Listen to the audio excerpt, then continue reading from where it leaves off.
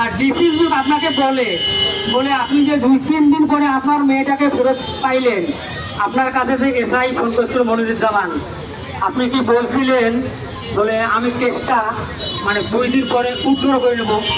তখন আমি বলছি না, আমি মিথ্যে কথা বলতে পারবো না, আমার এসআই মনিরের সাথে কোনো আলাপ মোবাইলের সংযোগ আমার হয় নাই।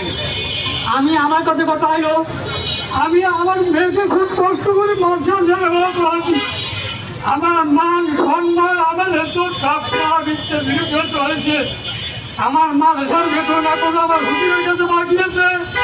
আপনারা আমার মেয়ের আমার কাছে কথা হলো আল মুসলিম আবুল মুসলিম মুসলমানের ভাই, আমার সঠিক বিচার আমি চাই। আমি খাটি চাই। আমরা 1 সপ্তাহ আমার বাসায় খাই নেই, ঘুমাই নেই, আমরা এখনো হাসপাতালে বই আছে। আমার মেয়েকে নিয়ে খুব আমরা চিন্তা আছি।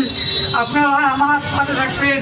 এইটা যদি না হয় আমি কোর্টের সামনে, আমার মেয়ের সামনে, আমার মেয়ে আমি আমার বউ আমি পেট্রোল গায়ে ঢালি দিয়ে আমি আত্মহত্যা করবো, এই বলে আমার বক্তব্য শেষ করলাম।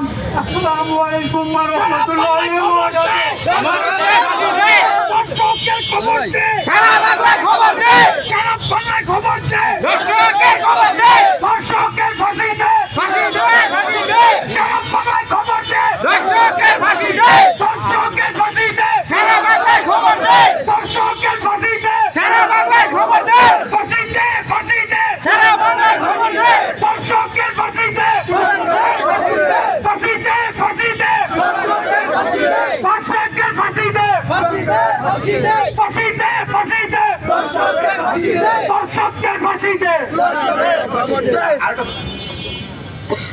কথা হলো আমার ফেসিবাদ সরকার শেখ হাসিনা আমলে আমাদের আলেম ওলামা ভাইরা ইমানি শক্তি নিয়ে যদি কোনো কথা বলতো তাদেরকে গ্রেফতার করতো, তারপরে তরিৎগতির মধ্যে তাদেরকে রিমান্ডে নিত।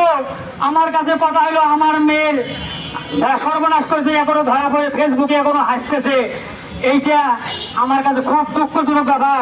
আমার কাছে কথা আলেম ওলামার উপর যদি এত নির্যাতন হওয়ার পরেও তারা যদি সহ্য করে আসছে, তাহলে উনি এই জয় আমার মেয়ের সর্বনাশ করার পরে এখনো হাসাহাসি করতেছে ফেসবুকে। আমার কাছে কথা এলো পুলিশের কাছে এই কথা, আমার কাছে কথা পুলিশকে আমি বলতেছি সে কেন এখনো সুস্থ আছে, এই বলে আমার বক্তব্য শেষ করছি।